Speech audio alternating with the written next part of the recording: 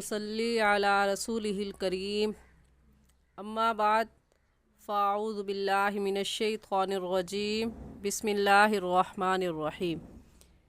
मेरे तमाम देखने वालों को मेरी तरफ़ से अस्सलामु अलैकुम वरहमतुल्लाहि वबरकातुहू। उम्मीद करती हूँ कि आप सब खैरियत से होंगे और दुआ है कि अल्लाह जल्ला शानुहु आपकी तरफ बढ़ने वाले हर शर को खैर में बदल दे। आमीन सुम्मा आमीन।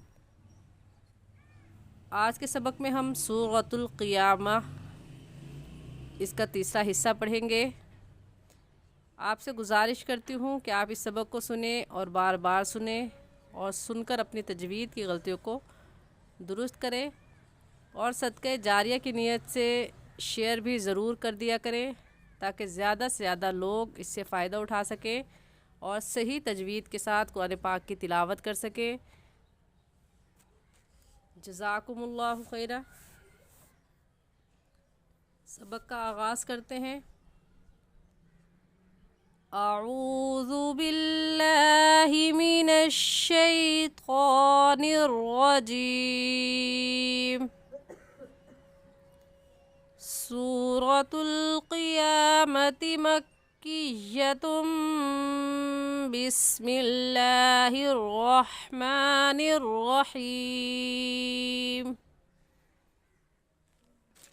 इन्ना अलैना जमअहु व क़ुरआनह फ़इज़ा क़रअनाहु फ़त्तबिअ क़ुरआनह। इस आयत में फ़इज़ा क़रअनाहु ज़ाल नरम हरूफ में से है तो नरमी से पढ़ेंगे।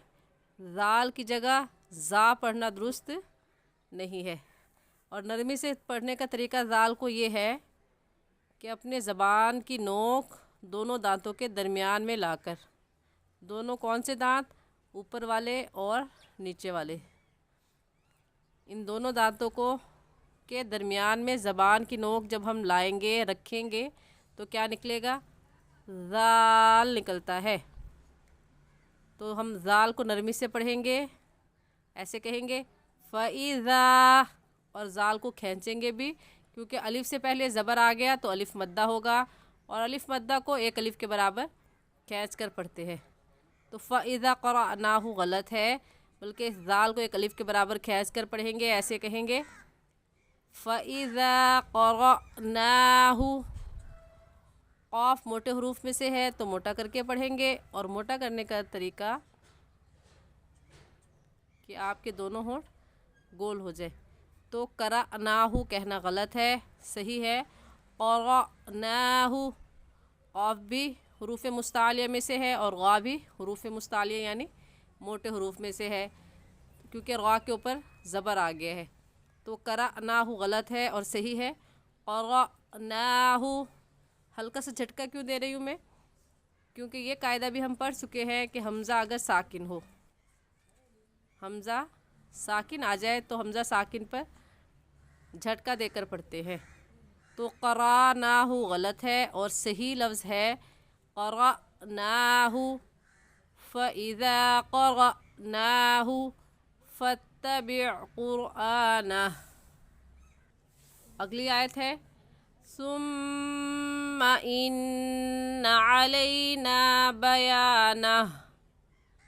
सा भी नरम हरूफ में से है, नरमी पढ़ेंगे। सा की जगह सीन पढ़ना दुरुस्त नहीं है, सुम्मा कहना गलत है और सही है सुम्मा इन्ना। सुम्मा की मीम के ऊपर तशदीद है तो ये मीम मुशद्दद हुआ क्योंकि जिस लफ्ज़ पर तशदीद आ जाए तो उसे मुशद्दद कहते हैं और मीम मुशद्दद आ जाए या नून मुशद्दद आ जाए तो उस पर हमेशा गुन्ना होता है।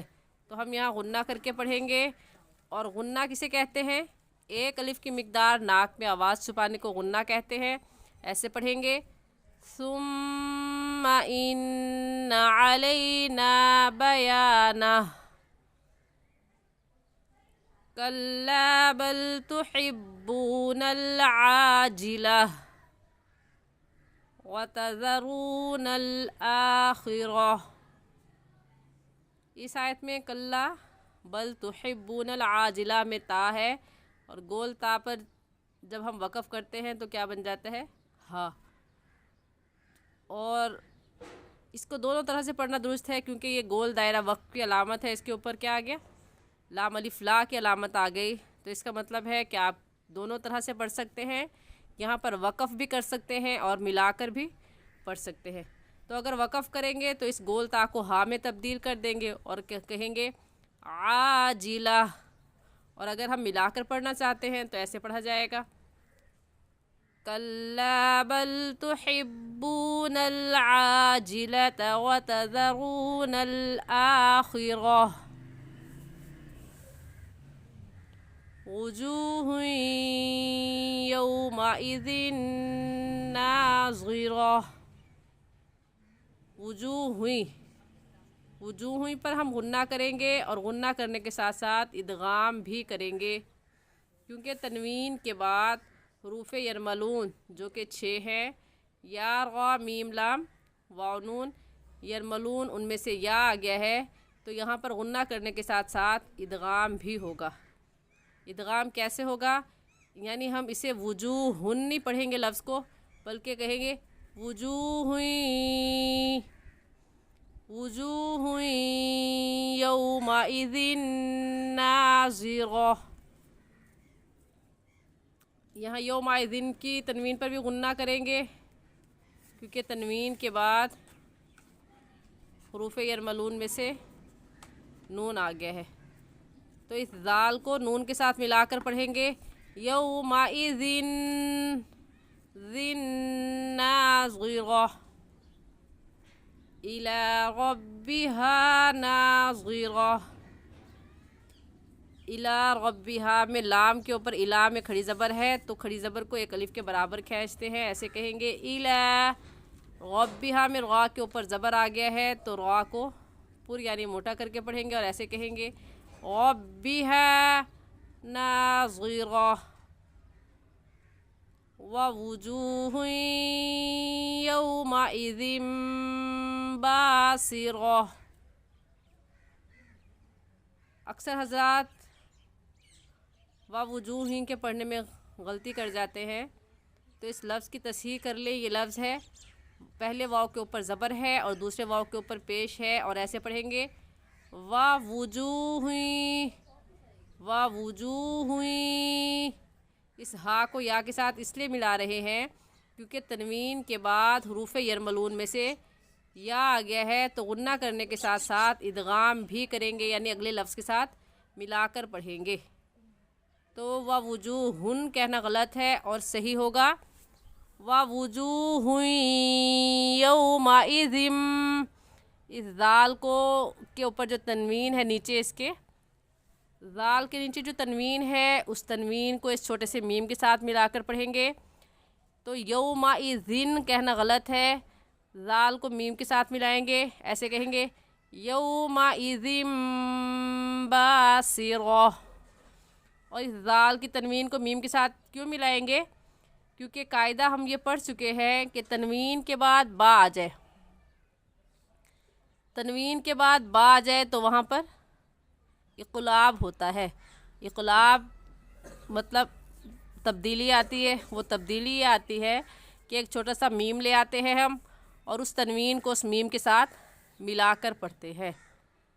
تو ایسے پڑھا جائے گا اس آیت کو وَوُجُوهٌ يَوْمَئِذٍ بَاسِرَةٌ.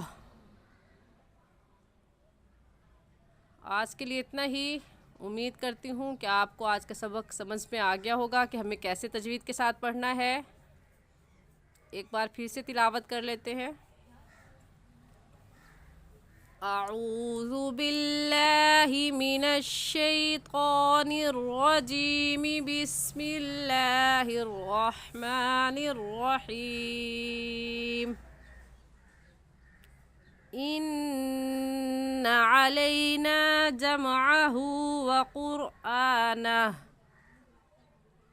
فإذا قرأناه فاتبع قرآنه ثم إن علينا بيانه